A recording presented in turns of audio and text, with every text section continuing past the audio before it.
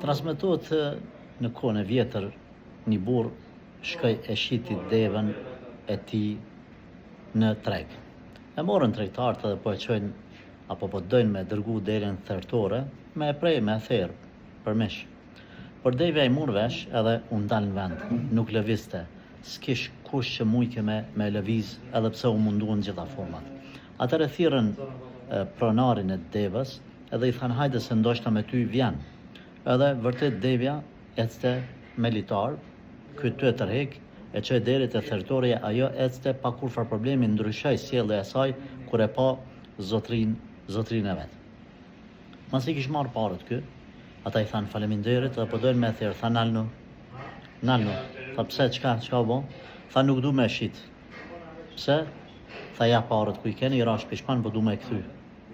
Thot po, na blejmë prej teje? Thot jo, sepse si kur ta kishit marrë ju me pru deri këtu, në rregull. Po kjo, ju mur vesh edhe nuk erdh me juve. E pastaj me mu erdh deri këtu, jep me kuptu se kjo ka besim. Edhe më ka besu mu me jetën e vet.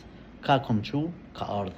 Kështu që tash nëse unë e tradhtoj, i bjen se unë jam tradhtar që dikush ma ka besu jetën, po e tradhtoj. Tha merrni parët, du me këtu të shtëpia veç pse më ndëgjoj edhe më besoj edhe erdh deri te vendi i therrjes saj për shkak timin.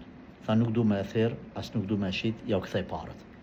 Të nderuar vëllezër, keni kujdes, njerëzit të cilët ua kanë besu jetën, mos i tradhtani, mos i shitni, mos i prenin bes, aman.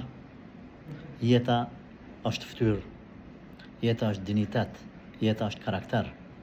Rune moralin, mos e shitni moralin, mos e shitni ftyrën, rune familjen, rune ndërgjegjen, sepse nëse njëherë dështon edhe kthehet perdja mes te dhe Allahu Gjeleshanu nuk kthehet ma kur.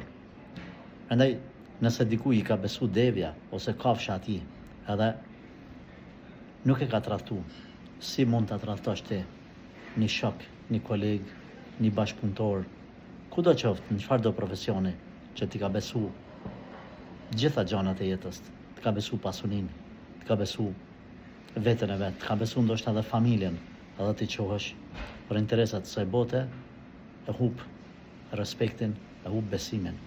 Zoti nuk i do ata që janë të tillë. Andaj qëndra me faqet barë se kjo jetë është e shkurt. Zoti të bekoft.